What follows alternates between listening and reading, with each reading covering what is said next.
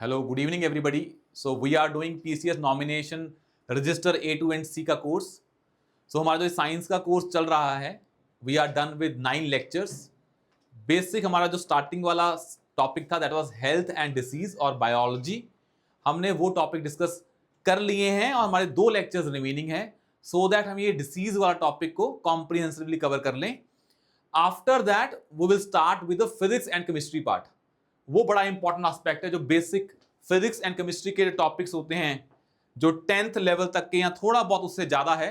Structure of atom, light, sound, ये चीजें करनी बड़ी इंपॉर्टेंट है because these are asked in exam. तो उस चीज को हमें ध्यान में रखना है while we are dealing with these things.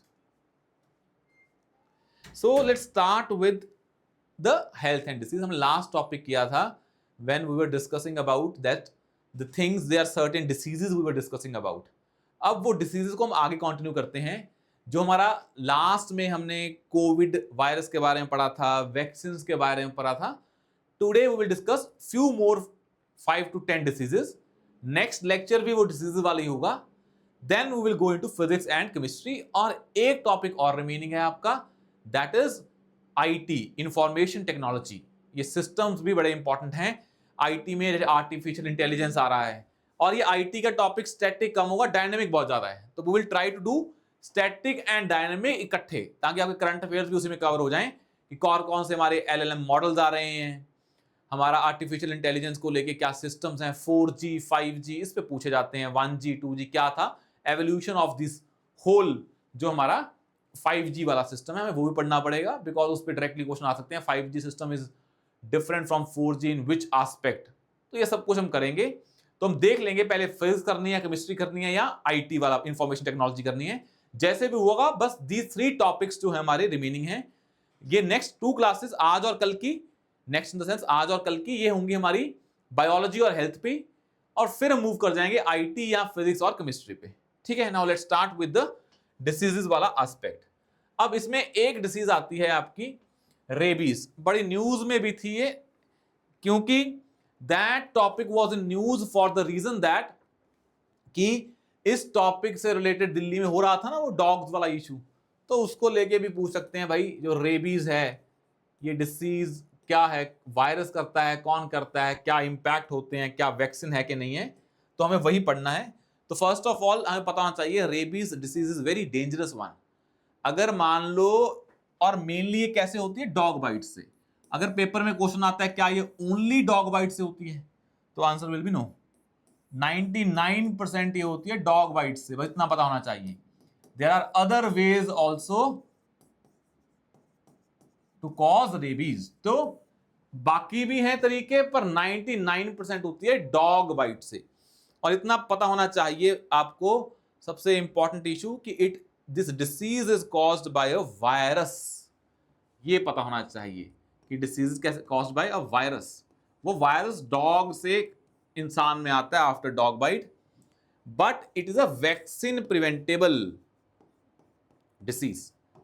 अगर आपने वैक्सीन ली हुई है इसकी या डॉग के काटने के बाद you take a vaccine with in a stipulated time, तो फिर रेबीज नहीं होता है. अदरवाइज अगर आप वैक्सीन का यूज नहीं कर रहे हैं, चाहे वो प्री हो या पोस्ट बाइट हो, दोनों तरीकों में बच सकते हैं प्रोवाइडेड जो ये रेबीज है, अगर ये सिम्टम्स शो होने स्टार्ट हो गए एक बार, after that there is no cure. और इसका जो इंपैक्ट होता है वो होता है सेंट्रल नर्वस सिस्टम पे. तो it impacts central nervous system of human. तो एक बार ये डॉग ने आपको काट लिया, सिम्टम्स शो हो गए, फिर तो वैक्सीन लगवाने का भी फायदा नहीं है. It will directly attack your central nervous system. फिर बड़ी गंदी कंडीशन होती है. You must have seen some videos जिनको रेबीज होता है, उनका फिर कंट्रोल नहीं रहता अपनी बॉडी पे, तो वो कंडीशन बड़ी खराब होती है. तो ब्रेन पे इंपैक्ट होता है. अब कहने का मतलब डॉग बाइट से हम कह रहे हैं, पर एक चीज याद रखें, बाइट के अलावा स्क्रैच से भी हो जाता है। स्क्रैच, डॉग ने या कुछ स्क्रैच दे दिया आपकी बॉडी पे और डॉग में रेबीज वायरस है और डॉग ने काट लिया। डॉग से होता है, सभी डॉग में थोड़ा ना रेबीज वायरस है। इनफैक्ट गवर्नमेंट ट्राई करती है डॉग्स को भी क्या करने की, वैक्सीनेट करने की। तो एटलीस्ट अगर हम डॉग्स को वैक्सीनेट कर देंगे तो ह्यूमंस में क्या होगा, वायरस ट्रांसफर नहीं होगा, तो हमने रेबीज नहीं होगा। दोनों तरीके हैं, तो इंसान को टीका लगवा के रखें। अब ये होता है कि अगर आपने टीका 6 महीने पहले लगवाया है तो बच जाएंगे, अगर अब 2-3 साल पहले लगवाया तो फिर आप नहीं बच पाएंगे। इसका भी ड्यूरेशन होता है, या डॉग पे लगा दें या खुद लगवा लें या काटने के बाद लगवा लें, ये होता है इसका। आफ्टर अगर फिर ट्रीटमेंट क्यों नहीं है, अगर आपके एक बार सिम्टम्स क्या हो गए, डेवलप होने स्टार्ट हो गए, then there is no cure for this disease. फिर कोई क्योर नहीं है इस डिसीज का, ये आपको पता होना चाहिए। ठीक है यहां तक। नाउ एक चीज लिख लें, क्या वैक्सीनेशन है? बिल्कुल है, there is a vaccination for that. और एक यूएन का गोल है, that goal is called as United against rabies. और सेम गोल है जो हमने पहले अचीव किया था, टू अचीव 0 रेबीज बाय 2030। तो this is a goal of WHO, World Health Organisation का ये गोल है, that is United against rabies. United against rabies, ये गोल है। गोल का एंड क्या है कि आपको 2030 तक सब कुछ हमें 2030 तक करना है, बिकॉज हमारे जो सस्टेनेबल डेवलपमेंट टारगेट्स हैं, SDG टारगेट्स, वो भी हमें अब तक अचीव करने हैं कि डेथ्स नहीं होनी चाहिए। मतलब रेबीज का खत्म, मतलब रेबीज रिलेटेड डेथ्स नहीं होनी चाहिए, 0 डेथ होनी चाहिए बाय 2030। रेबीज वायरस का होना अलग चीज है, डेथ का होना अलग चीज है। वायरस है पर वैक्सीनेशन है तो फिर डेथ भी नहीं होगी, उस सेंस में हमारा ये गोल है। और जिस इंसान ने ये पहली बार वैक्सीनेशन बनाई थी इसको लेके, first rabies vaccine, the person was Louis Pasteur. और उसके लिए उसकी एनिवर्सरी में हम क्या बनाते हैं, 28 सितंबर को वर्ल्ड रेबीज डे बनाते हैं।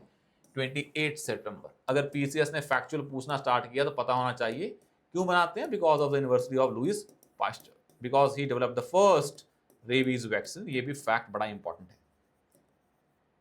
अब फर्स्ट रेबीज वैक्सीन बनाई थी इस इंसान ने, तो उनकी रिस्पेक्ट में हम करते हैं। अब बस आपको डिसीज में ना यही पता होना चाहिए कि इंपैक्ट क्या होता है। हमने पहले भी पढ़ा है कि there is one more disease which impacts your central nervous system. Which one was that? It was a polio. तो वो पोलियो की डिसीज थी। तो वो पोलियो वाली डिसीज भी क्या करती है, आपके सेंट्रल नर्वस सिस्टम को इंपैक्ट करती है। तो पता होना चाहिए कि कोरोना वायरस ने आपके सेंट्रल नर्वस सिस्टम को इंपैक्ट नहीं किया, उन्होंने अपने रेस्पिरेटरी सिस्टम को कैप्चर किया और इसने इंपैक्ट किया आपके सेंट्रल नर्वस सिस्टम को। ये आपको पता होना चाहिए। अब इसके बारे में एक चीज आती है, इसके लिए वैक्सीन हैं बहुत सारी, इतना पता होना चाहिए।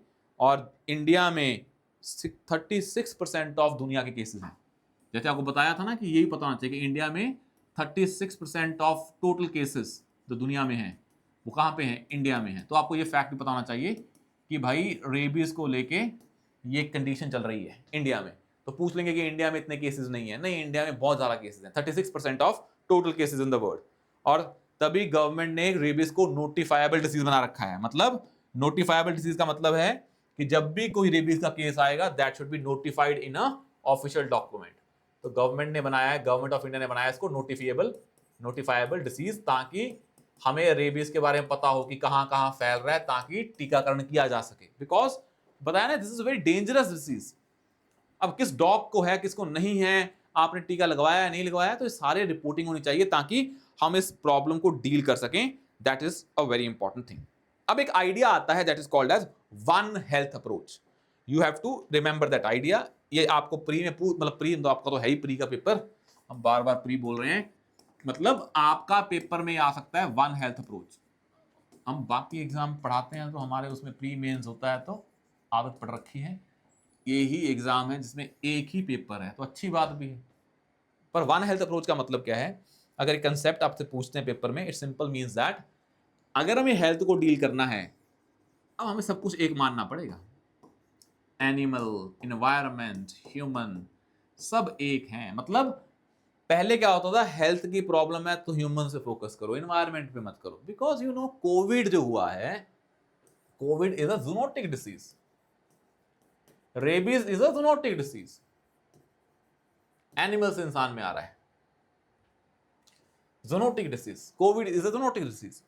अब तुम्हें इंसान को अगर बचाना है तो एनिमल्स पे फोकस करना पड़ेगा, बिकॉज कई वायरस के जो कैरियर्स हैं वो एनिमल्स ही हैं। तो इस सेंस में one health approach is important, मतलब you will deal with the health problems in integrated manner by integrating animals, humans और एज वेल एज environment.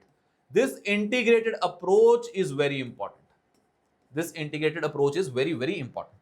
तो हमें ध्यान में रखना है अगर आता आइडिया वन हेल्थ अप्रोच का। और गवर्नमेंट ऑफ इंडिया ने भी क्या बनाया है, जो हमें रेबीज को डील करना है, it is not a ministry of health का problem, it is ministry of, जो हमारे ministry of health and family welfare नहीं है, अब मिनिस्ट्री ऑफ एनवायरनमेंट की भी इसको डील करेगी। जो मिनिस्ट्री जो एनिमल से डील करती है वो भी इसको डील करेगी। तो हमने जॉइंट मिनिस्ट्रियल ग्रुप बनाया, और क्या करने के लिए, कौन सी अप्रोच को डील करने के लिए, ये वन हेल्थ अप्रोच को। जब बाकी सारी मिनिस्ट्री आएंगी तभी कौन सी अप्रोच फॉलो कर पाएंगे, वन हेल्थ अप्रोच। तो गवर्नमेंट ऑफ इंडिया ने रेबीज को डील करने के लिए बनाई है one health approach, and that is basically a joint ministerial grouping to deal with that. तो आपको पता होना चाहिए कि यह है वन हेल्थ अप्रोच, क्या हम फॉलो कर रहे हैं कि नहीं कर रहे। इतना ही है। अब एक प्रॉब्लम है कि जो एक वैक्सीन है दैट इज इंपॉर्टेंट, जो न्यूज में थी for different reason, but we have to study that vaccine of a rabies. अब वो क्या इशू है इसको समझें। कुछ न्यूज में था कुछ महीने पहले, that was a counterfeit rabies virus vaccine. Counterfeit मतलब नकली, काउंटरफीट मतलब नकली जो हमारी रेबीज वायरस वैक्सीन थी वो थी। This counterfeit rabies virus vaccine, कह रहे थे कि जो कोई इंडिया की एक कंपनी है जो वैक्सीन बनाती है उसके नाम पे नकली वैक्सीन बिक रही हैं, ये कहा जाता था। तो ये इतला किया गया इंडिया को कि मान लो आपने कोई नकली रेबीज की वायरस की वैक्सीन लगवा ली, पर है तो वो नकली, तो आप उस रेबीज से नहीं बच पाएंगे अगर आपने वो वैक्सीन लगवाई है। तो इंडिया में ये कंसर्न आ रहा था कि, और ये जो वैक्सीन थी in India, there is one government body which develops this rabies vaccine, और उसका नाम है अ ह्यूमन बायोलॉजिकल इंस्टीट्यूट। और वो human biological institute is basically a body of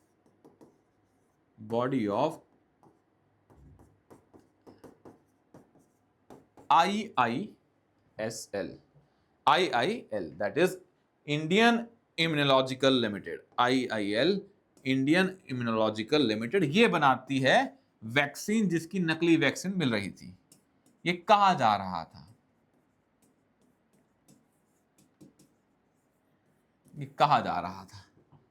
government of India ने डिनाई कर दिया था। उन्होंने बोला कि ये वैक्सीन वही वैक्सीन है जो हमने बनाई है, कोई नकली वैक्सीन नहीं है। बस बात क्या है, इस वैक्सीन को किसी ने यहां से चुरा के कोई और लेबल करके बेच रहे हैं। मतलब इंडिया कह रही थी कि वैक्सीन हमारी बनाई हुई है, बस किसी ने यहां से चोरी करके या डाइवर्ट करके मार्केट में बेच दिया, तो वो लग रही काउंटरफीट है पर बनाई हमारी हुई है, तो कोई इशू नहीं है, सब लोग प्रोटेक्ट हैं रेबीज से जिन्होंने वैक्सीन लगवाई है। पर कुछ और कंट्रीज कह रही थी ऐसा नहीं है, कि आपके नाम की नकली वैक्सीन बिक रही हैं जो कि डमी रेबीज वैक्सीन है, और वो वैक्सीन का नाम है अभयरब। और वेरी इंपॉर्टेंट वैक्सीन, अगर ये आपको पेपर में आती है, अभयरब, क्या बोलना है आप देखें, Abhayrab, ABHAY, Abhayrab. This is a vaccine name, किसके लिए, रेबीज के लिए, अभयरब। ये इंपॉर्टेंट है, ये नाम आ सकता है कि ये कौन सी वैक्सीन है, क्योंकि न्यूज में है। This is in news for different reasons, but you have to study it because it can be asked. तो ये हम आपको स्टार मार्क करके लिख देते हैं, जो पेपर में पूछा जा सकता है ये वैक्सीन के बारे में, और कुछ नहीं है, ये तो कहानी है। लिख लें, पूछ लें किसने बनाई है, क्या पता है PPSC भाई किसी भी लेवल पे जा सकती है, न्यूज में है तो हमें करना पड़ेगा। तो ये है रेबीज वैक्सीन के बारे में।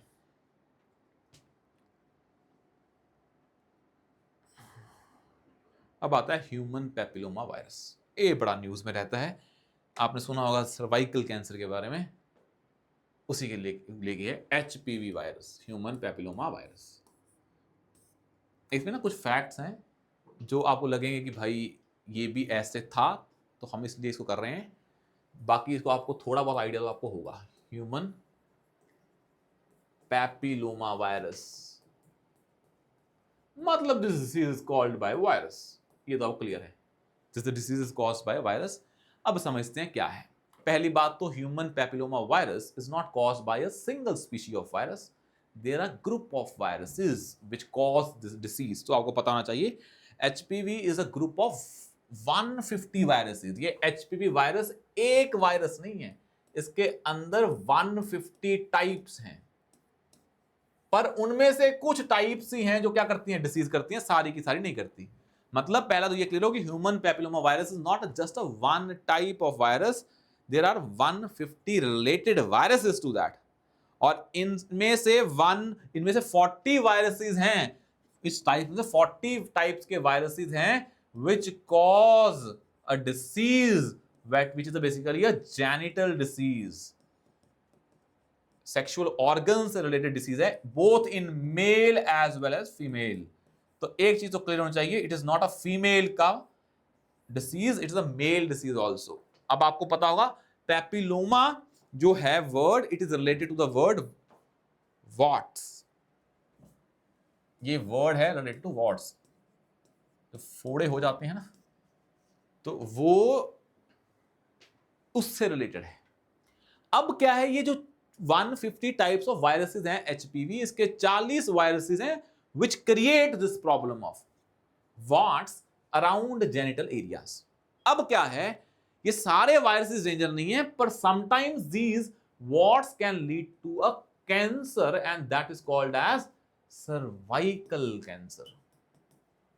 ये पता होना चाहिए, this virus is called as a cervical cancer। मतलब बाकी चीजें क्या हैं, इससे it is a very most common type of sexually transmitted disease, very common. कहा जाता है कि any person who is sexually active in his और हर लाइफ, उनको एक बार तो ये प्रॉब्लम होती ही होती है, but this is very kind of अपने आप डिसीज चली जाती है, बट जब वो एक्सट्रीम फॉर्म ले ले then it can lead to cancer and that's why we need to have a protection against. तभी तो आते हैं एचपीवी के वैक्सीन। और एक चीज बड़ी इंपॉर्टेंट है कि जो ये एचपीवी वायरस है, इसके लिए ट्रीटमेंट भी है, वैक्सीन भी है। अब वैक्सीन है और ये लगवानी पड़ती है, 2-3 शॉट होते हैं after a certain interval of time, but ये चीज क्लियर होनी चाहिए, it is both a male and female associated. आपको लगता होगा कि फीमेल पे फोकस किया जाता है वैक्सीनेशन पे, उनमें मोस्टली इनमें होता है, तो हम इन पे वैक्सीनेशन फोकस कर रहे हैं।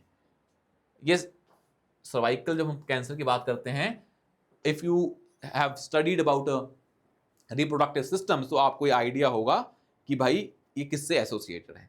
फॉर एग्जाम्पल, जैसे आपको पता होगा, जैसे एक यूट्रस है, अगर हम बनाएं, if this is a uterus और if there is a vagina है, तो इन दोनों को लिंक करने वाला जो सिस्टम होता है that is called as cervix, और जब इसमें कैंसर हो जाए तो कहते हैं cervical cancer. It is a uterus और वजाइना के जो लिंकिंग पार्ट है that is called as cervix, और उस सर्विक्स में जब कैंसर हो जाए that is called as cervical cancer. और होता क्यों है, इसी के कारण होता है। अब इसको बेस्ट क्या होता है कि आप अगर पहले स्क्रीन कर लें तो इसका ट्रीटमेंट है, और स्क्रीन के लिए एक वर्ड यूज करते हैं दैट इज कॉल्ड एज, अगर आपको पता करना है हम आपको पूरा एग्जैक्ट कीवर्ड बता देते हैं ताकि आपको टॉपिक वैसे क्लियर हो जाए, that is called as the डायस्प्लेशिया।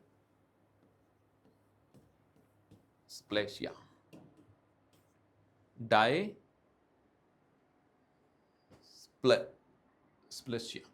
मतलब ये सर्वाइकल कैंसर से पहले की स्टेज है, ऐसे समझ लें।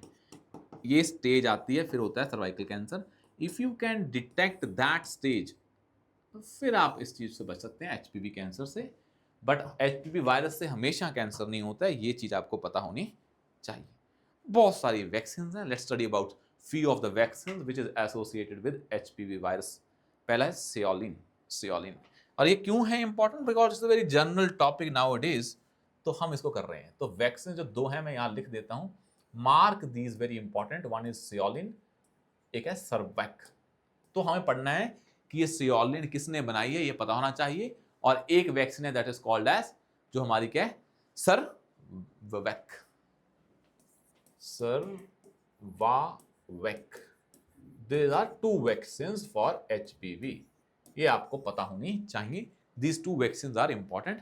अब as far as Seolin is concerned, इसमें आपको इतनी क्लैरिटी होनी चाहिए बस कि this vaccine is basically a developed by a some company which is not Indian one. और जो सर्वैक है, it's the first indigenously developed cervical cancer vaccine. ये first indigenously developed, तो ये पहली इंडिया की खुद की अपनी वैक्सीन है, हमने खुद बनाई है। इंडिजिनियसली मतलब हमने जो खुद बनाई हो, और ये वैक्सीन पहले एग्जिस्ट करती थी। ये WHO ने अप्रूव की हुई है, ये अभी WHO ने अप्रूव नहीं की है, ये आपको पता होना चाहिए, बट बनाई इंडिया ने है। तो सर्वावेक जो वैक्सीन है, it is developed by India, it has not been approved by WHO yet, पर द फर्स्ट वैक्सीन है WHO approved, but it's not developed by India. इतना पता होगा तो काम हो जाएगा, because these 2 vaccines are always in news as far as cervical cancer is concerned. अब आता है हमारा कोई कहानी डिसीज को लेके, और मैं इस डिसीज को जब करवाऊंगा तो आपको इतना ही करना है, इसके ज्यादा कुछ नहीं करना है। फॉर एग्जाम्पल, अब एक डिसीज होती है, अब ये न्यूज में भी है और आपको बार बार करनी भी पड़ेगी, that is called as a dengue. Dengue बोल लें या डेंगू बोल लें, जो आपको बोलना है, क्योंकि ये न्यूज में रहती हैं तो कहीं इस पे क्वेश्चन ना आ जाए। डेंगू या डेंगी, जैसे भी आपको प्रोनाउंसिएशन करनी है करें, पर ये रहेगा तो वही। अब dengue is caused by a virus, तो मैं ऐसे ऐसे लिख देता हूं पॉइंट्स आपको। Dengue is caused by a virus, और वायरस की जो फैमिली है, that family is called as a flaviviridae family, and flaviviridae family, this family is important. अगर उसको जाना होगा ना पीपीएससी को, तो यहां जाएगा कि कौन सी फैमिली से आता है, फ्लेविविरिडे फैमिली, ये आपको पता होना चाहिए। Flaviviridae family and the virus disease है डेंगू। ट्रीटमेंट है कोई, भाई आपको बता रखा था हमने कि एक किसकी मेडिकेशन है, it is not a vaccine, it was not a vaccine, it was not a treatment. वो तो हम अपने डेंगी होने के बाद या डेंगू होने के बाद हम वो यूज कर लेते हैं ताकि सिम्टम्स को सप्रेस किया जा सके, और इसमें कुछ नहीं है कि सिम्टम्स को हम सप्रेस कर सकें। इतनी क्लैरिटी आपको होनी चाहिए। अब एक चीज है, it is a mosquito borne tropical disease, कि मॉस्किटो के काटने से ये होती है, मॉस्किटो के काटने से ये होती है। Mosquito, as you are basically a vector, आपकी बॉडी में डेंगी है, मच्छर ने आपको काटा, फिर मच्छर ने किसी और को काटा, ऐसे डेंगू फैलता है। कुछ में कुछ नहीं होता है, fever, rashes and headache. Dengue triad बोला जाता है, आपको वैसे ही पता होगा, 3 चीजें होती हैं, फीवर होता है, रैशेज होते हैं, क्या होता है, हेडेक होती है। ये सभी डिसीज में यही तो होता है, फीवर होता है, हेडेक होता है, तो नॉर्मल चीजें, और क्या होगा, रैशेज इसमें होते हैं। बहुत सारी डिसीज में ये कॉमन चीजें हैं, ये कोई ऐसा है नहीं है कि ये आपको सिम्टम्स हैं, ये बहुत सारी डिसीज के कॉमन होंगे। और इसके लिए आपको पता है, आपने जो वो लिखी हुई थी, आपको पहले लिखवा रखी है, वो आपको पता होनी चाहिए कि भाई कि जो वो ट्रीटमेंट के लिए मेडिसिन थी वो आपको पता होनी चाहिए। वैक्सीन नहीं है डेंगू की, वैक्सीन नहीं है। वैक्सीन हो ना कि आपने टीका लगवाया, आपको डेंगू नहीं हुआ। वायरस को डील करना बड़ा मुश्किल है, वायरस म्यूटेट करता है बहुत तेज, तभी वायरस डिसीजेस के वैक्सीन नहीं है। HIV का वैक्सीन थोड़ा ना कोई, मतलब प्रिवेंटेबल वैक्सीन लेके आ रहे हैं, पर अगर HIV हो गया, मतलब आपने टीका लगा लिया, तो HIV के चांसेस कम हो जाएंगे अगर वो ट्रीटमेंट कर लिया। टीका नहीं है, वो ट्रीटमेंट है। Vaccination is different thing, treatment medication is different thing. तो उस सेंस में आपको पता होना चाहिए कौन सी मॉस्किटो करते हैं ये। अगर आपको बड़ा प्रिसाइज होना है तो एडिस इजिप्टी मॉस्किटो ये करते हैं, बिकॉज हर डिसीज के अलग अलग मॉस्किटो हैं, उनको अलग अलग वायरस पसंद है। Aedes aegypti, this is a species of mosquito. और एक बड़ी इंपॉर्टेंट है, this virus is a RNA virus. अगर हम और बता दें, this is a RNA virus. Virus can be DNA और RNA, ये पता होना चाहिए, it is a RNA virus. ठीक है, और आपको कोई चीज का लेना देना नहीं है, कुछ नहीं करना है।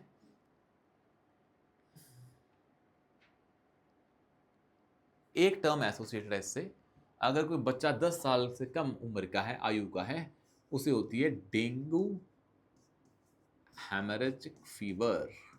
DHF, dengue haemorrhage fever, haemorrhagic fever मतलब उनमें ब्लीडिंग होती है, haemorrhage fever. Haemorrhage word is associated with brain haemorrhage हो गया, ब्लीडिंग होगी, इंटरनल ब्लीडिंग, तो ब्लीडिंग से एसोसिएटेड डेंगू हेमरेज फीवर, यहाँ ब्लीडिंग होती है, फीवर है और डेंगू से एसोसिएटेड मेनली होता है 10 साल से कम बच्चों में, ये आपको पता होना चाहिए, बाकी बड़ों में इतना कुछ होता नहीं है।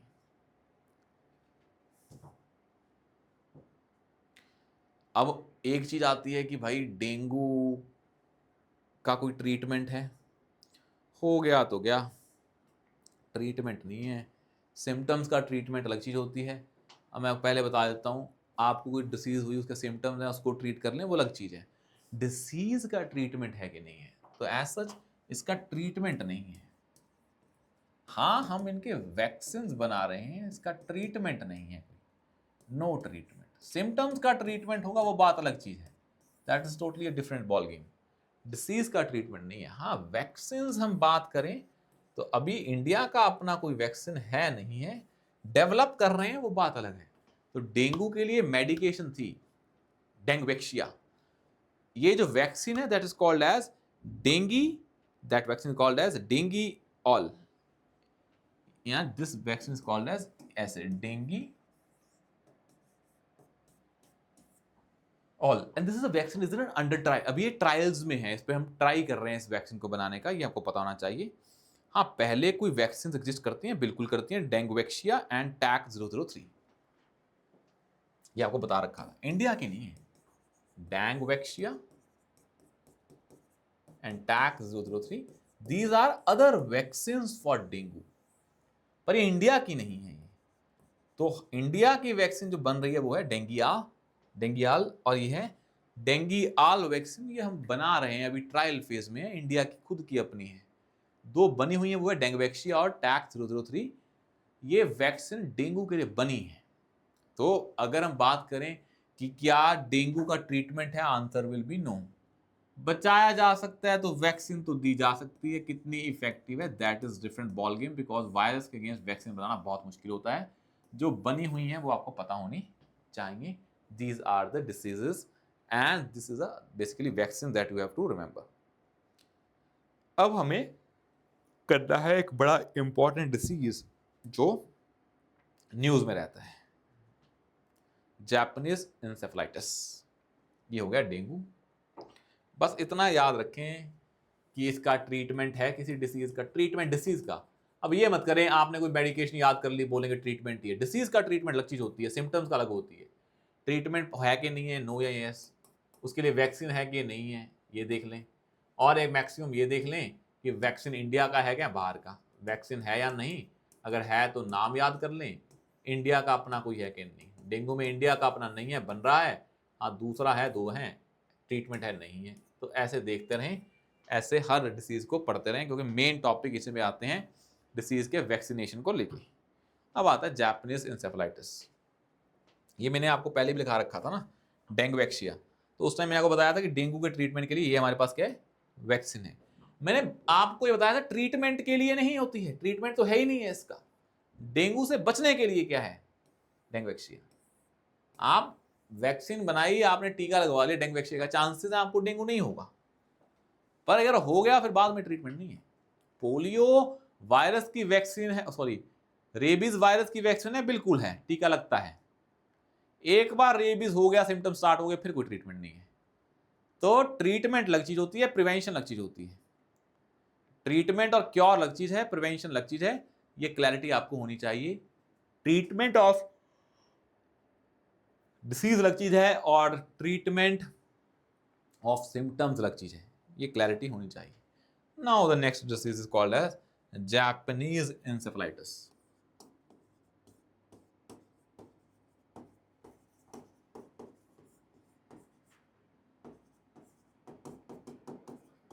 Japanese encephalitis, this is a disease, very important topic। ठीक है, इसको हम करते हैं, किसको होती है, बच्चों को होती है। अब आपको इतना ही पता होगा, वी डिस्कस इन दैट, जो इंडिया का प्रोग्राम है यूनिवर्सल इम्यूनाइजेशन प्रोग्राम, उसमें है मिशन इंद्रधनुष।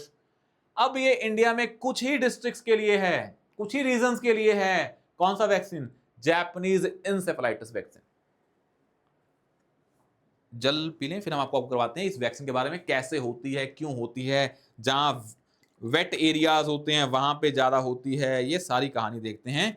राइस फील्ड्स के आसपास होती है, किससे होती है, वायरस से होती है, किससे होती है, सब देखते हैं, क्या इसके सिम्टम्स हैं, किसको इंपैक्ट करती है। अब ना इसको हम बड़े ऑब्जेक्टिवली करेंगे कि आपको जैसे तैयारी करनी है पेपर की, वैसे हम पहले भी वैसे ही कर रहे हैं, इसको थोड़ा और कर लेंगे ऑब्जेक्टिव।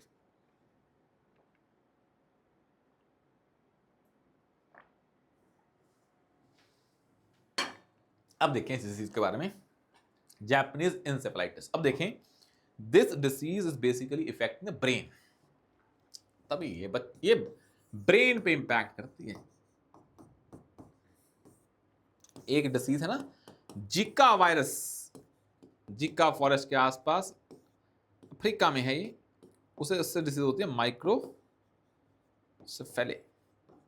इन्फ्लामेशन ऑफ ब्रेन,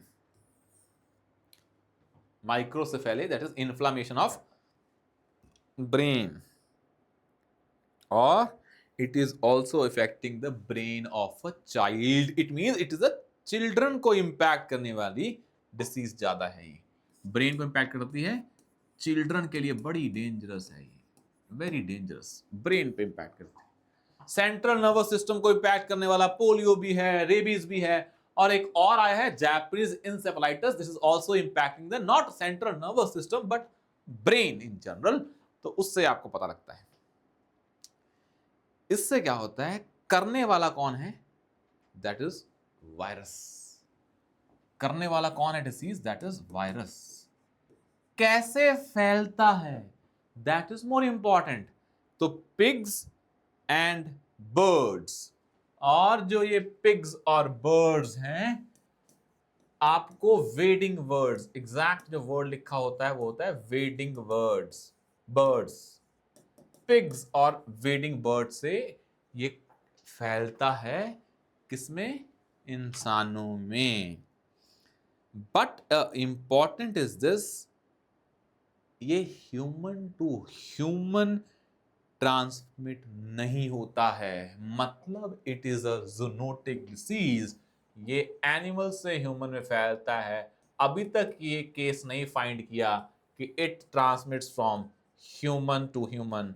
एक इंसान को हुआ, वहीं वायरस का दी एंड, एक और इंसान में नहीं फैलेगा। हाँ, पिग्स से, बर्ड्स से इंसान में फैलता है, and these pigs and birds are basically found in the wet areas. तो ये देखा है हमने, जो भी राइस कल्टीवेशन होती है, जहां पे इरिगेशन होता है, जहां पे पानी है, वहां पे ये डिसीज ज्यादा होती है। जनरली कहां पे होती है फिर ये राइस कल्टीवेशन, रूरल एरियाज में।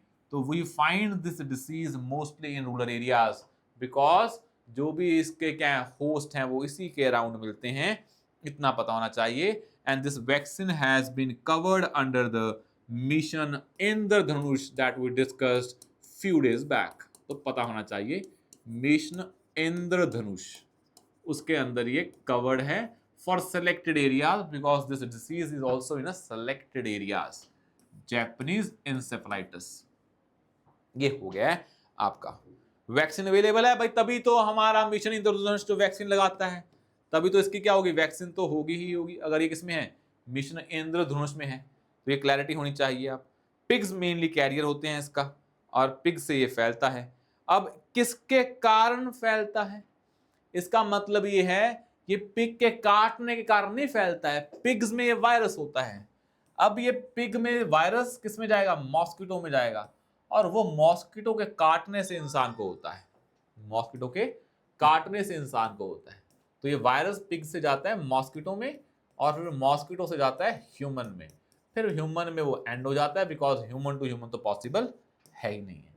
अब बात आती है कि this is a viral disease, pig से जाता है मॉस्किटो में। Mosquito is not a Aedes aegypti mosquito, the very particular type of species of mosquito is called as Culex type of mosquito. उसके दो नाम हैं, एक है क्यूलेक्स विशुनुई, एक है क्यूलेक्स ट्राइटेइनियो रैंकिस। तो मतलब नाम तो ना ही लें तो बढ़िया है, बस ये याद कर लें कौन सी फैमिली से आता है, क्यूलेक्स फैमिली से आता है, इतना बहुत है। नाम बड़े गंदे हैं, विष्णुई तो ठीक है, वो जो आपकी दूसरा नाम है that is called tritaeniorhynchus is a difficult name to pronounce, but ये ठीक है। आप क्या लिखेंगे? एडिस नहीं है, कौन सा है? क्यूलेक्स। मतलब हर डिसीज का मॉस्किटो अलग अलग हो सकता है। डेंगू का एडिस है, इसका क्यूलेक्स है। काम खत्म, इतना पता होना चाहिए और कुछ नहीं करना है। तो इतनी क्लैरिटी है, काम खत्म। अब आता है नेक्स्ट डिसीज जो पूछा जाता है, that is called as Zika virus. तो हमें नहीं पता होना चाहिए, बस थोड़ा सा पता होना चाहिए जीका वायरस से क्या होता है। माय ब्रेन की डिसीज है, जीका वायरस से ही होता है, ये आपको पता होना चाहिए। Next is called as chikungunya. ये disease, these disease are very important. चाहे वो आपका ये डेंगू वैक्सीन हो, चाहे वो आपका एचपीवी हो, चाहे वो आपका रेबीज हो, चाहे वो रेबीज की वैक्सीन का नाम हो अभेरब, या आपका जो लास्ट वाला डिसीज है that is important, that is called as, हमने अभी पढ़ा, very very important, called as Japanese encephalitis. Now let's talk about other diseases called as chikungunya. ये भी हम कर लेते हैं चिकनगुनिया के बारे में। चिकनगुनिया,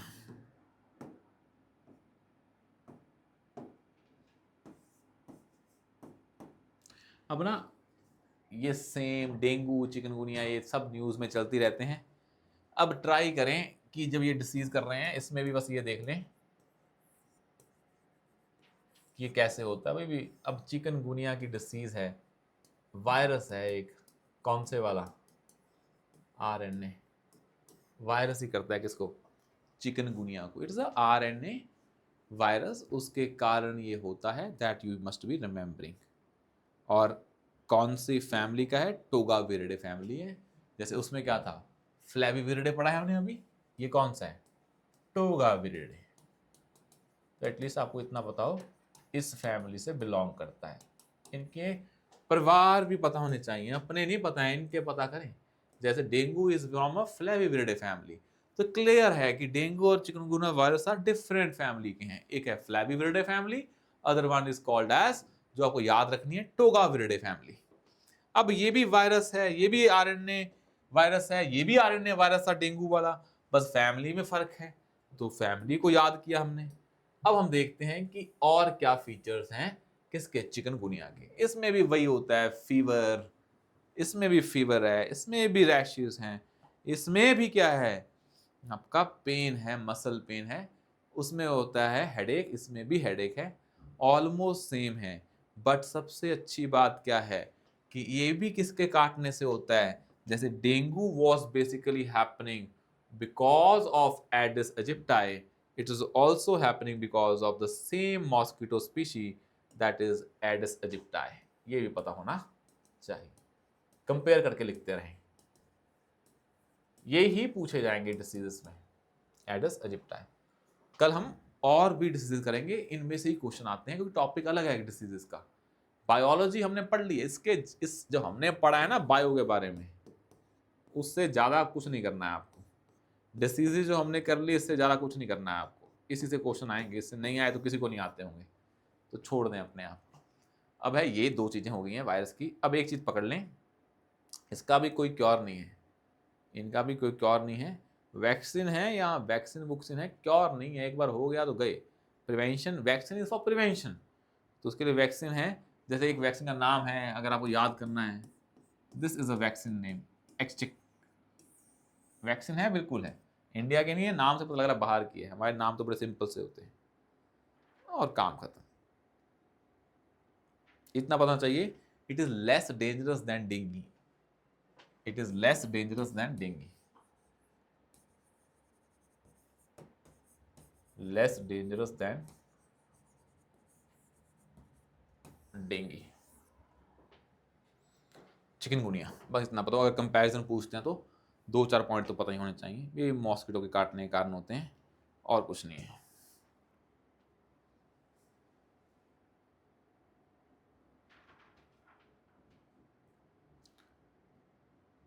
अब जितना क्लाइमेट चेंज ज़्यादा हो रहा है, उतना ज़्यादा पानी मेल्ट हो रहा है, ग्लेशियर्स में से पानी और इकट्ठा हो रहा है, उतने मॉस्किटो बढ़ रहे हैं, उतने मॉस्किटो रिलेटेड डिसीजेस बढ़ रही हैं। वायरस है और मॉस्किटो नहीं है तो डिसीज नहीं होगा ना। तो जितने ज़्यादा मॉस्किटो बढ़ रहे हैं डिसीज उतनी ज़्यादा फैल रही हैं। अब सबसे इंपॉर्टेंट चीज़ आती है वर्ल्ड मॉस्किटो प्रोग्राम, ये आपको याद करना है। तो I told you one simple thing कि जैसे जैसे क्लाइमेट चेंज हो रहा है, जैसे जैसे क्लाइमेट चेंज हो रहा है, उस क्लाइमेट चेंज के होने से the temperature is increasing, the temperature increase होने से ग्लेशियर्स आर मेल्टिंग, पानी क्या हो रहा है, बढ़ रहा है। मॉस्किटो पानी में रहते हैं, कौन बढ़ रहे हैं, मॉस्किटो। तो मॉस्किटो बॉर्न डिसीजेस भी क्या हो रही हैं, बढ़ रही हैं। ऐसा ही है। अब तभी हमें था कि हमारे वायरस तो एग्जिस्ट पहले भी कर रहे थे, पर उनको लेके जाने वाले जो मॉस्किटो हैं वो बढ़ रहे हैं, तो डिसीज बढ़ रहा है। तो हम क्या करें, अगर इसको खत्म कर दें तो वायरस का अपना कोई वजूद तो है ही नहीं है, मॉस्किटो खत्म तो डिसीज खत्म। तभी प्रोग्राम कौन सा है, world mosquito programme. Will have to study about this programme. क्या है ये वर्ल्ड मॉस्किटो प्रोग्राम? इसमें एक चीज आती है that is called as world mosquito programme. इसमें एक प्रोग्राम्स आते हैं कि कैसे मॉस्किटो की पॉपुलेशन पे चेक रखें। Wolbachia method, Wolbachia method, this is very important, called as Wolbachia method. ये करवाना था मेरे को, तो मेरे को ये कहानी बनानी पड़ी, बचिया method, Wolbachia method, WOLBACHIA, WOL Wolbachia BACHIA। क्या है ये मेथड, इसको देखते हैं, क्लैरिटी लेते हैं इससे, इस मेथड के बारे में थोड़ा बहुत समझते हैं। अब देखो इसको, अब मुझे एक चीज बताएं, जो हमारी मॉस्किटो बॉर्न डिसीजेज हैं, डेंगू किया हमने, चिकनगुनिया किया, these both diseases are caused by mosquitoes of the same family, that is Aedes aegypti. There is one more family called as Culex which causes Japanese encephalitis. और मैंने आपको ये भी बताया कि there is a Zika virus also. This Zika virus also is caused by a mosquito. तो भाई बहुत सारी डिसीज है ना मॉस्किटो कर रहे हैं। अगर मॉस्किटो को पकड़ लिया एक बार तो फिर वो डिसीज को फैला नहीं पाएगा।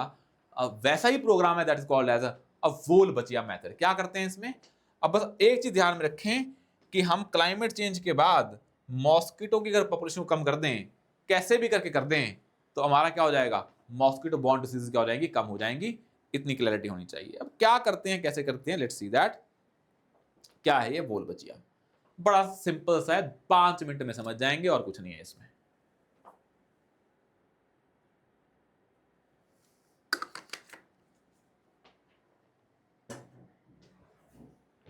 क्या है देखिए, जो वोल-बचिया है ना, एक बैक्टीरिया है, it is a bacteria, it is a bacteria which is present in 60% of insect species. कुछ मॉस्किटो में भी होता है। तो मतलब वोल-बचिया इज अ बैक्टीरिया।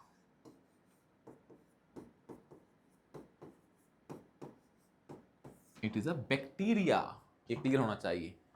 अब ये बैक्टीरिया नेचुरली होता है 60% ऑफ इंसेक्ट स्पीशीज में।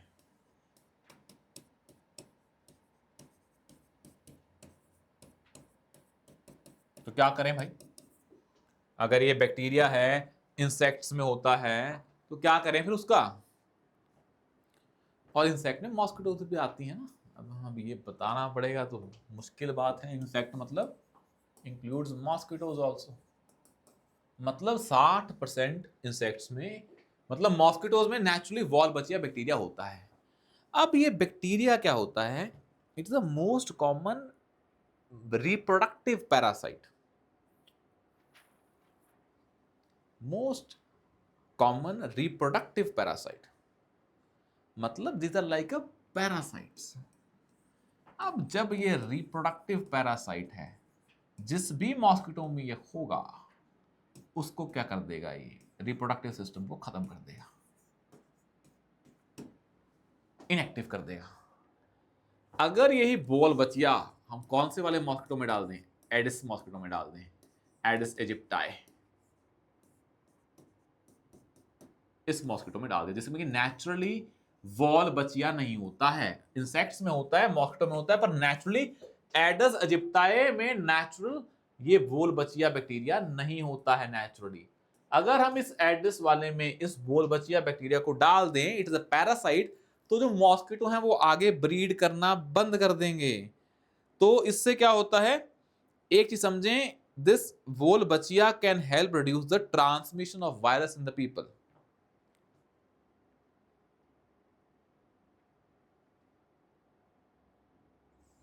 ठीक है, तो आपने वोल बचिया इज अ पैरासाइट, ये एडिस इजिप्टाई में नेचुरली नहीं मिलता है। अगर हम कुछ करके इसको एडिस इजिप्टाई मॉस्किटो में डाल दें तो क्या होगा, ये ट्रांसमिशन ऑफ वायरस जो पीपल में होता है वो कम हो जाएगा।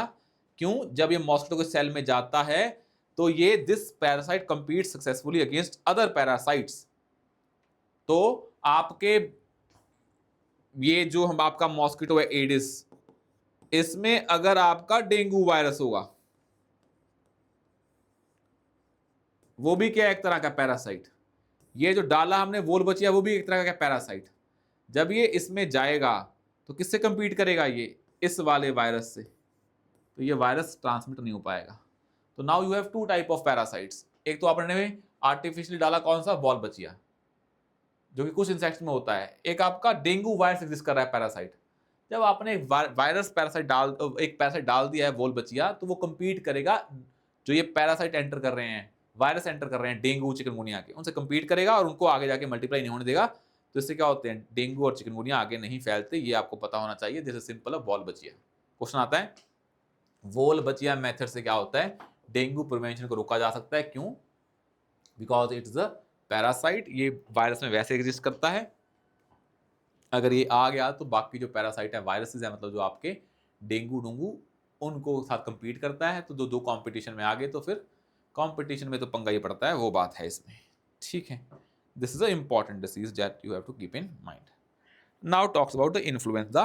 There are 4 types of influenza viruses. तो now let's talk about influenza. I hope यहां तक चीजें क्लियर है। Now let's take just a 2 minute break. ये पढ़ते हैं फिर influenza. Just give me 2 minutes, फिर हम आगे इसको कंटिन्यू करते हैं।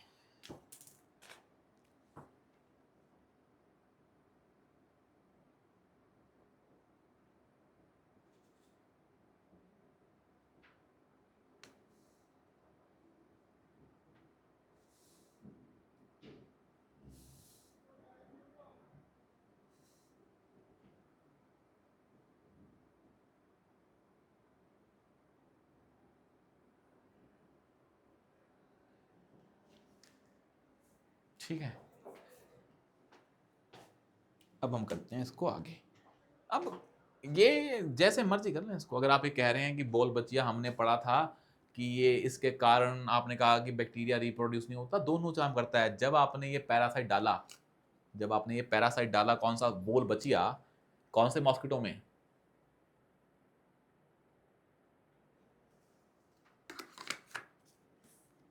एडिस मॉस्किटो में। अब आपने एक बार डाल दिया ये पैरासाइट और वायरस एडिस इजिप्टाई मॉस्किटो में, there are 2 ways now to deal with that. 2 तरीके हो जाते हैं उसके पास, मॉस्किटो के पास। एक तरीका क्या है, या तो वो जो आपने डाला है वोल बचिया, या तो ये मॉस्किटो के रिप्रोडक्टिव सिस्टम को खत्म कर देगा, because it attacks the reproductive system. तो मॉस्किटो नहीं बनेंगे, जितने मॉस्किटो कम बनेंगे उतना वायरस कम फैलेगा। There is one way to do that. Second way is that, ये क्या करता है, ये जो आपने डाला है वॉल बचिया, it is like a parasite. अब आपका वायरस जो आया है डेंगी या चिकनगुनिया, वो भी एक पैरासाइट है। दे कंपीट विद ईच अदर। जब कंपटीशन होगा तो फिर जो डेंगू पैरासाइट है वो आगे नहीं बढ़ पाएगा, because now this parasite of dengue, virus of dengue has to compete with the जो हमने आर्टिफिशियली पैरासाइट डाला है। तो उस पैरासाइट की ट्रांसमिशन की क्या हो जाती है, टेंडेंसी कम हो जाती है, तो भी क्या हो जाता है, डेंगू कम हो जाता है। देयर आर 2 वेज, हमने आपको दोनों बता दिए, दोनों तरीकों से होता है। पर आपको याद करना है कि वॉल बचिया method is associated with the to deal with the mosquito borne diseases, that should be clear to you। अब हम देखते हैं अपना next, that is called as, जो हमने अभी देखा, इन्फ्लुएंजा। इन्फ्लुएंजा, अब देखें क्या है ये कहानी पूरी की पूरी इन्फ्लुएंजा की। और ना एक चीज समझ लें, जब हम ये कर रहे हैं साइंस का टॉपिक, बड़ा आपको बोरिंग लगता होगा एक टाइम पे आके कि भाई बहुत हो गया। लाइफ में वैसे बहुत बार लगता है। बस कुछ ना करें, इसके शॉर्ट नोट्स बनाते रहें, लास्ट में पढ़ के चले जाएं, काम हो जाएगा आपका। करंट अफेयर्स भी इंक्लूड कर रहे हैं, सारे डिसीजेस करंट अफेयर में भी हैं, हम वो भी कवर कर रहे हैं। तब आईटी का टॉपिक बचा है, फिजिक्स और केमिस्ट्री। तो इनको हम करेंगे, इसको लगेंगे 2 दिन, इसको भी 2 दिन और इसको भी 2 दिन, 6 दिन लगेंगे। कल का जो हमारा लास्ट लेक्चर होगा किसका, हेल्थ एंड बायोलॉजी का, फिर हम ये स्टार्ट करेंगे। नेक्स्ट वीक तक ये खत्म हो जाएगा। फिर आपकी जो पॉलिटी है वो भी स्टार्ट करनी है, वो भी अच्छे से हो जाएगी। अब है इन्फ्लुएंजा, इसको देखें। There are 4 types of influenza viruses. First thing, नाम देते हैं, नामकरण किया है हमने A, B, C और D. There are 4 types of influenza viruses. ये आपको पता होने चाहिए। एक, आपने कभी वो सुना है कि ये जो फैल रखा है, सीजनल फ्लू फैलते हैं ना, सीजनल फ्लू, आपने कभी सुना होगा ऐसे कॉमन लैंग्वेज में। मैं आपको लिंक करवा देता हूं। सीजनल फ्लू फैला हुआ है, इसी से होता है इन्फ्लुएंजा। फ्लू मतलब यहां से इन्फ्लुएंजा।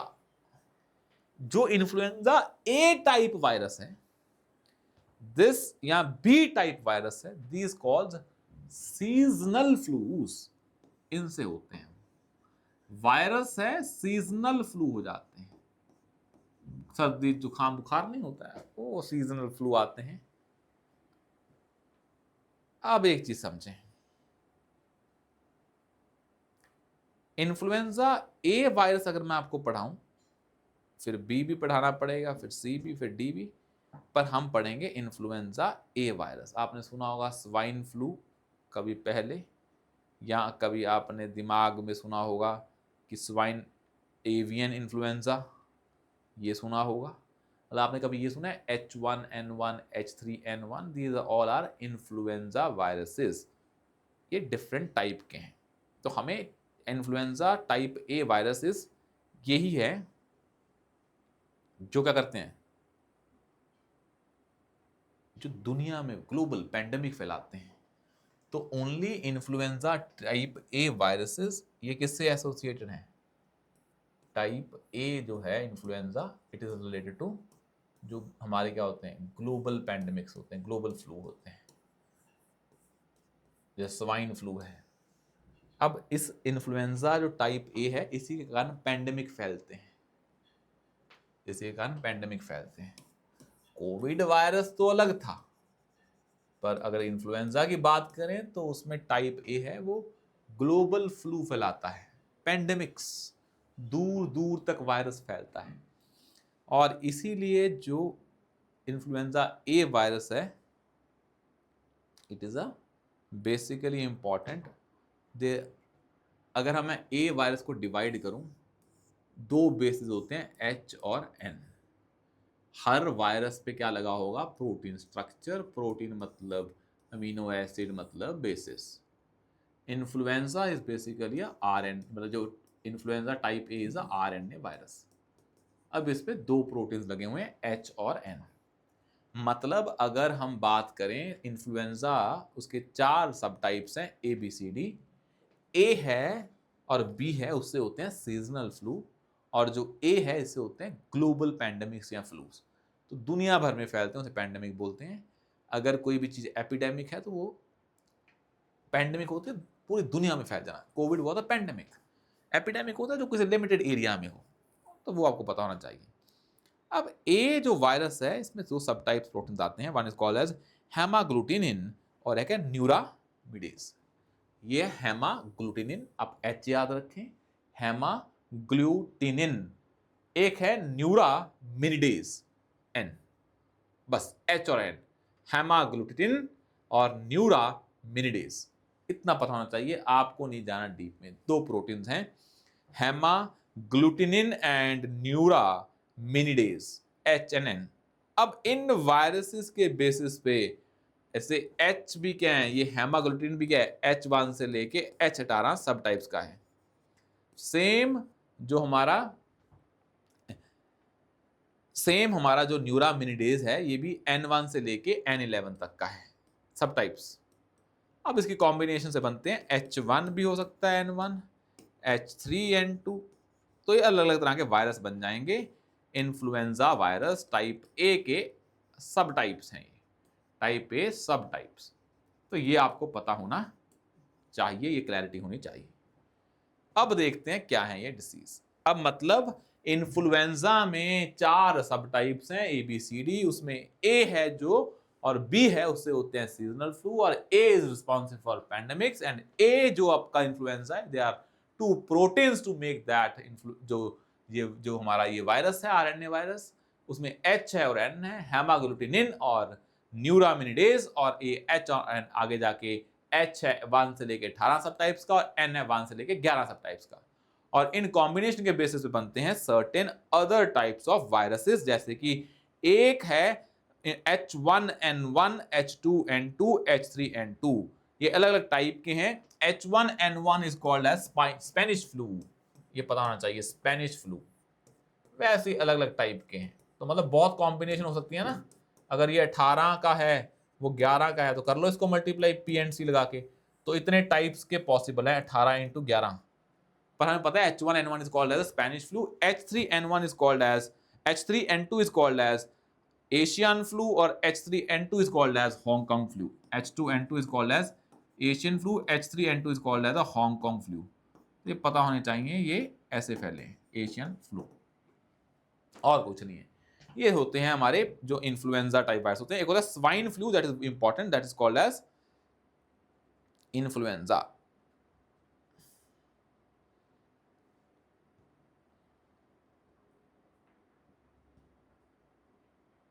बहुत लोग मरे थे स्पेन में 50 million to 100 million people worldwide मार दिया था इसने, क्योंकि ये पेंडेमिक है ना ये। तो H1N1 स्पेनिश फ्लू से कम 50 मिलियन, मतलब 50 मिलियन मतलब 500 लाख, मतलब 5 करोड़ लोग, यहाँ 100 करोड़ लोग मरे थे जब ये फैला था पूरी दुनिया में। तो वैसा ही ये जो इम्पोर्टेंट है H1N1, ये आपको पता होना चाहिए। ऐसे बहुत टाइप के एवियन इन्फ्लुएंजा आते हैं। एवियन मतलब बर्ड्स में एवियन इन्फ्लुएंजा, वो भी टाइप इन्फ्लुएंजा एक ही करता है, मतलब इन्फ्लुएंजा ए से एवियन मतलब बर्ड्स में भी फैलता है इन्फ्लुएंजा। आपने सुना होगा ना, फ्लू हो गया है किसमें, जो चिकन होते हैं वहाँ फ्लू फैला हुआ है, तो ना खाएं चिकन। तो ये चलता रहता है, ये ऐसा नहीं है ह्यूमंस में ही है इन्फ्लुएंजा, एनिमल्स में भी है, ह्यूमंस प्लस एनिमल्स में भी है, ये पता होना चाहिए, बर्ड्स में भी है, सब पता होना चाहिए। दिस इज़ वेरी इंपॉर्टेंट, इतनी क्लैरिटी आपको होनी चाहिए। अब हम देखते हैं एक और टॉपिक, ताकि आपको जो हम पढ़ रहे हैं उसकी क्लैरिटी होती रहे। That is called as a Nipah virus. 2025 में न्यूज़ में था, तो हम इसको कर लेते हैं निफा वायरस, फिर लास्ट में पढ़ेंगे हेपेटाइटिस। पहले पढ़ते हैं निफा, फिर करेंगे हेपेटाइटिस अगर वक्त हुआ तो। पर लेट्स स्टार्ट विद द निफा वायरस, क्योंकि केरला में बहुत फैला था ये। तो निफा वायरस पढ़ते हैं। ये पता लग गया आपको बस कि इन्फ्लुएंजा वायरसेस 4 तरह के होते हैं, एक ए और बी, और ए में दोनों होते हैं ह्यूमंस, और ये नाम पता होने चाहिए। स्वाइन फ्लू फैल रहा है, उसको क्या बोल देते हैं, H1N1 ही क्या है, स्पेनिश फ्लू, यही क्या होता है, स्वाइन फ्लू। ये फैल रहा है जो इन्फ्लुएंजा आरएनए वायरस है, मतलब ये वायरस ही एक तरह का। ये आपने कहानी पढ़ ली। निफा वायरस, ये साउथ इंडिया की कहानी है, केरला की कहानी है। 2025 में बहुत गंदा आउटब्रेक आया था यहाँ पे, निफा वायरस फैला था, बहुत केसेस आए थे निफा के। तो वो देखते हैं क्या है निफा वायरस। साउथ में आया था ये, मेनली केरला में, इंडिया में नहीं फैला। 5-6 पॉइंट देख लेते हैं। ये जूनोटिक डिसीज है, दोनों को इम्पैक्ट करती है, किसको, ह्यूमंस को भी और एनिमल्स को भी। फैलती कहाँ से है, एनिमल्स से ह्यूमंस में आती है। तो निफा virus like Covid is a zoonotic disease. Covid भी कहाँ से आई थी, इंसान से इंसान में भी फैलती थी, आई एनिमल से थी। तो जूनोटिक मतलब एनिमल टू ह्यूमंस, और दोनों को इम्पैक्ट डालती है, एनिमल्स को भी और ह्यूमंस को भी, और ह्यूमन से ह्यूमन में भी फैलती है। कोविड भी तो इंसान से इंसान में फैल रहा था ना, आया कहाँ से था, वो एनिमल से। जूनोटिक है जो एनिमल से इंसान में आती है, बाद में इंसान और इंसान में भी फैलती है। तो it impacts both human and this.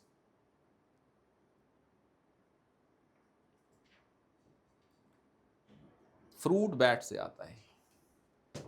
कौन कैरियर है, कौन सा एनिमल है जो इसको संभाल के रखता है फ्रूट बैट्स, वहाँ से इंसान में आता है, बाद में तो फिर एनिमल में भी जाता है, इंसान में भी जाता है। जैसे इस भाई आपका मान लो कोई बता ना कि फ्लू हो गया है चिकन्स में, अब आप खाएंगे तो वो आपको ही फैल जाएगा, है वो जूनोटिक, वहाँ से आप में आएगा। फिर होती है कहानी, एक होती है कि वो आ कहाँ से रहा है, अगर वो एनिमल से इंसान में आ रहा है that is called as zoonotic disease. उसके बाद किस में फैल रहा है that is a different thing, वो ह्यूमन में भी फैल सकता है और एनिमल में भी फैल सकता है। तो उसका करियर सोर्स क्या है, कहाँ से आता है, वो फ्रूट बैट से आता है, इंसान में आता है, उसके बाद इंसान में भी फैलता है। मलेशिया में एक जगह है called as Kampung Sungai, and this Kampung Sungai से आया था बहुत 1980s के अराउंड, कामपुंग सुनई, कामपुंग सुनई, तो ये पता होना चाहिए। कामपुंग सुंगई निफा है मलेशिया में, वहां से फैला था, उसके बाद तो ये फैलता रहा। जहां पे तुम्हें फ्रूट बैट्स मिलेंगे प्लांटेशंस में, वो केरला में थी प्लांटेशंस, वेस्टर्न घाट में ऊपर, तो वहां से आता है, प्लांटेशंस में रहते हैं फ्रूट बैट्स, तो वहां से आता है। तो जहां फ्रूट बैट्स वहां से आया, तो ये पता होना चाहिए। दोनों इसमें क्या होता है, निफा वायरस में जैसे ब्रेन क्या होता है, इन्फ्लेट कर जाता है ना, माइक्रोसिफेली, वही है। इंसेफेलाइटिस में भी क्या होता है, ब्रेन पे इम्पैक्ट होता है, ब्रेन स्वेलिंग होती है, वही यहाँ पे होती है। तो जो मैंने बताया जापानीज इंसेफेलाइटिस, ये इंसेफेलाइटिस का मतलब होता है ब्रेन में स्वेलिंग, तो ऐसे दिमाग सूजना स्टार्ट हो जाता है, स्वेलिंग हो जाती है इसमें ब्रेन में, तो स्वेलिंग का मतलब सूजना स्टार्ट हो गया है। इसकी कोई वैक्सीन नहीं है, नो ट्रीटमेंट नो वैक्सीन, बस एक रिबा वायरिन है, दवाई ले लें बच जाएंगे, वैक्सीन वैक्सीन नहीं है। रिबा वायरिन ये ऐसी दवाई है सिम्टम्स को ट्रीट करने की, but there is no treatment और नो वैक्सीन। नीफा हो गया तो हो गया, कोई ट्रीटमेंट नहीं है, कोई वैक्सीन नहीं है। हाँ मेडिकेशन है किसके लिए, सिम्टम्स को ट्रीट करने के लिए। ना ये पता होना चाहिए कि सिम्टम्स को ट्रीट कर रहे हैं, डिसीज को ट्रीट कर रहे हैं, ट्रीट कर रहे हैं कि प्रिवेंट कर रहे हैं, ये पता होना चाहिए सारी चीज़ें। और इसके बाद हम करेंगे हेपेटाइटिस डिसीज का टॉपिक, हेपेटाइटिस, तो we will deal with that disease of hepatitis, इसको हम डील करते हैं। तो we will do that hepatitis disease in the next class. इसके नेक्स्ट क्लास में हम 15 तो नहीं होंगी, 7-8 और बचे हैं डिसीज, ये इसको कवर कर लेंगे। आज के लेक्चर में हैवी हो जाएगा, तो आज और कल का लेक्चर थोड़ा सा हल्का रखते हैं ताकि आपके डिसीजेस क्या हो जाएं, कवर हो जाएं। From the next class onward we will do the वही जो हमारा 1.5-2 घंटे का लेक्चर होता है IT फिजिक्स और केमिस्ट्री का, ठीक है। तो thank you so much, will see you soon in the next session.